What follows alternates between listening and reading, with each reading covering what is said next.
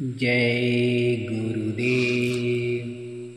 दूरदर्शी आवाज मासिक पत्रिका 1 जुलाई 2021। गुरु ने कहा था होगा हो जाएगा।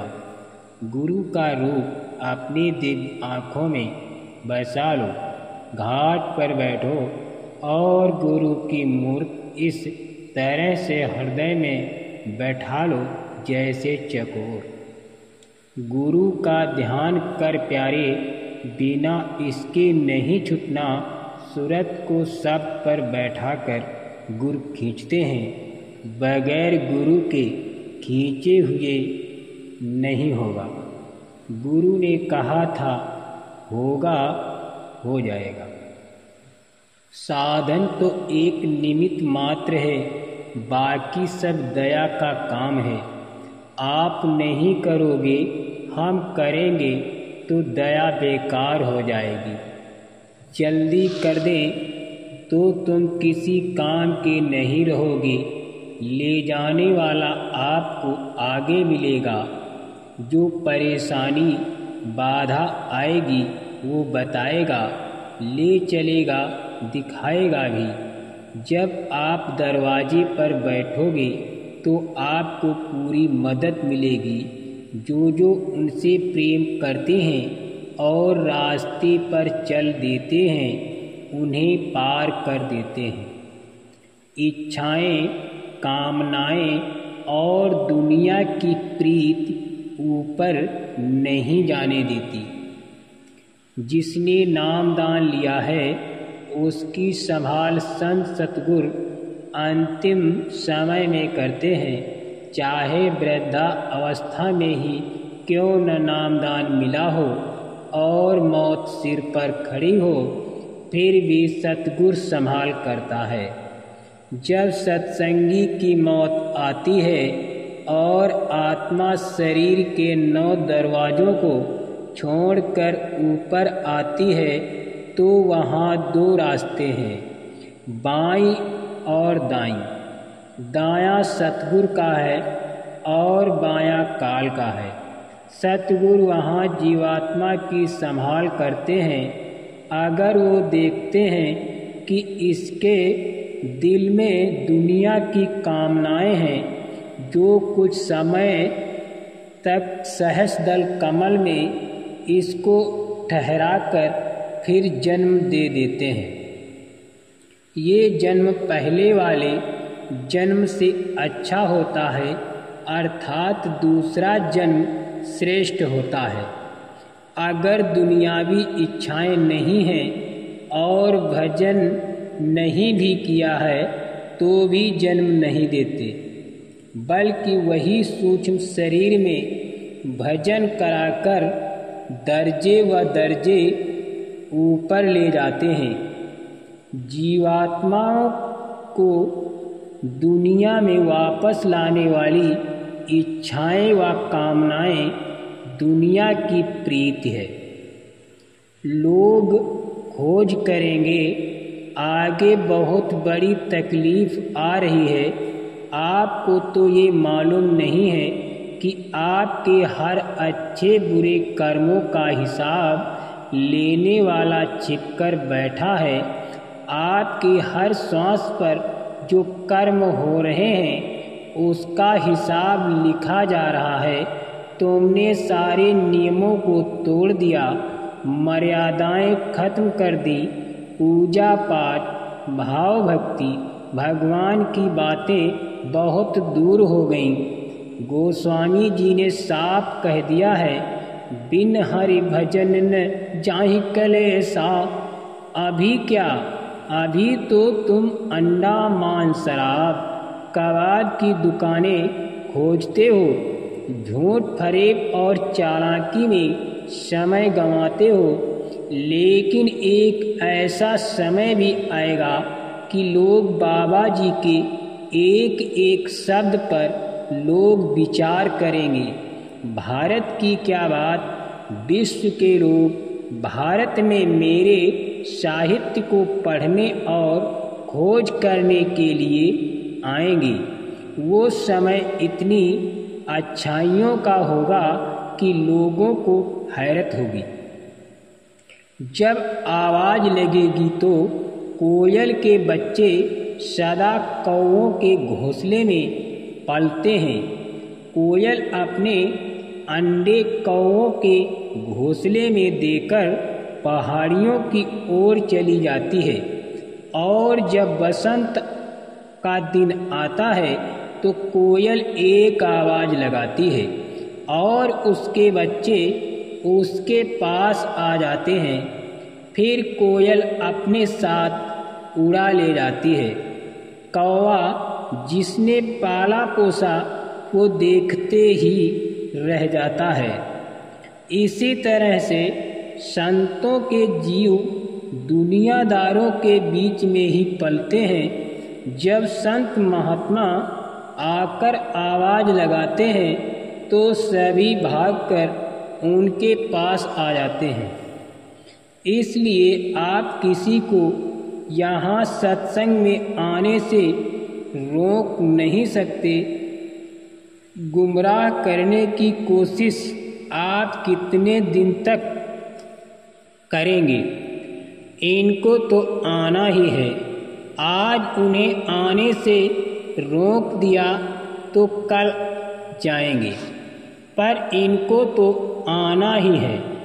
तुम्हारे वजह से जो इनका आगाज होगा उसका हाल जो हो वो तुम जानो और तुम्हारा काम। यहाँ आपको सुख कहाँ नहीं मिला। यहाँ आपको सुख कहीं नहीं मिलेगा।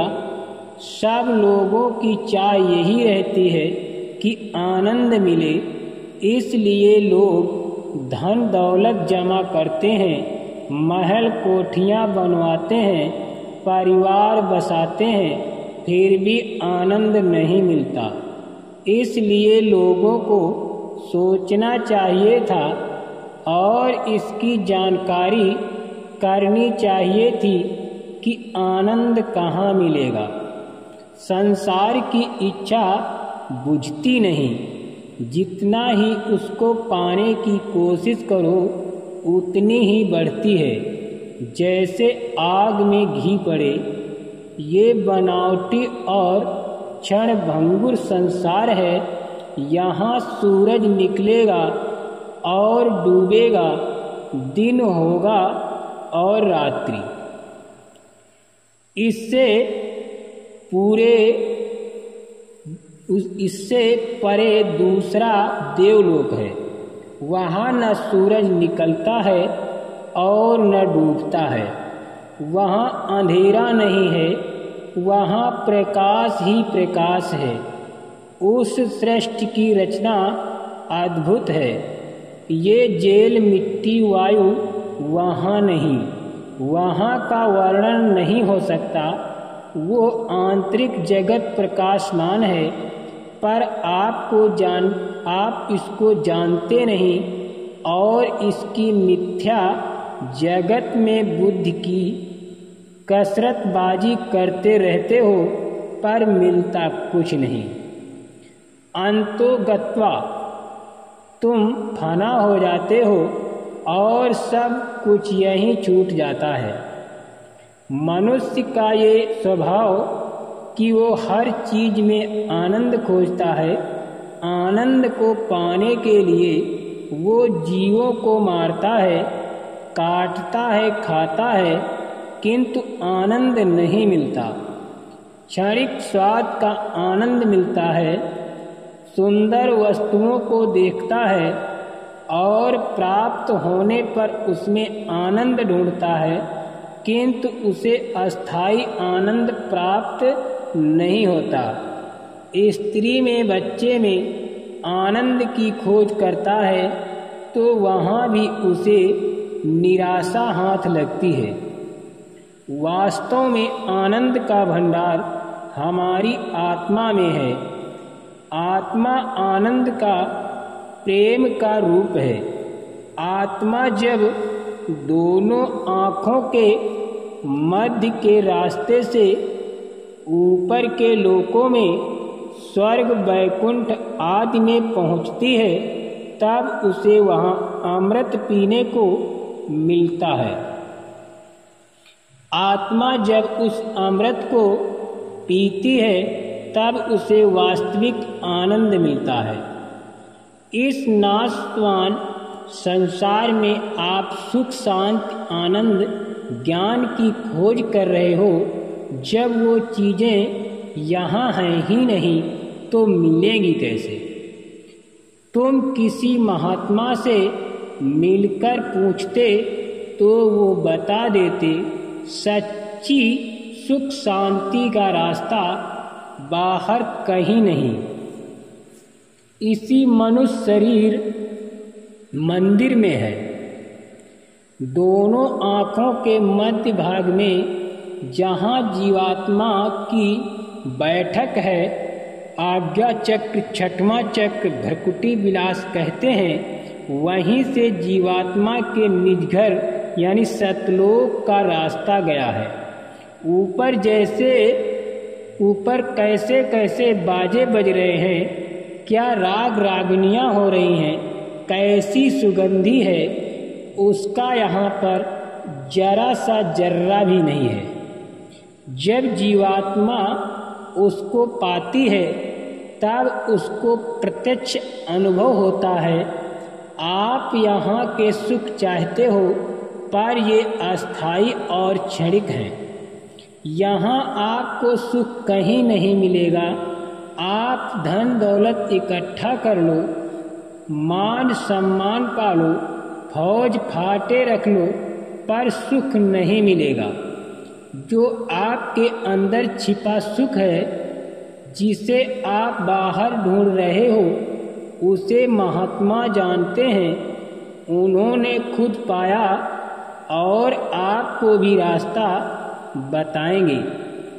इसलिए आपको ऐसे महात्मा के पास जाना चाहिए।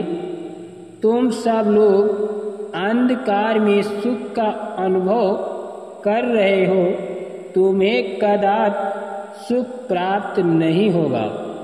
सुख धन, सुख मान, सुख हुकूमत में, सुख पुत्र में, सुख जवाहरात में, सुख सोना चांदी में, सुख खान पान में, सुख देखने सूंघने में, सुख भोग में नहीं है।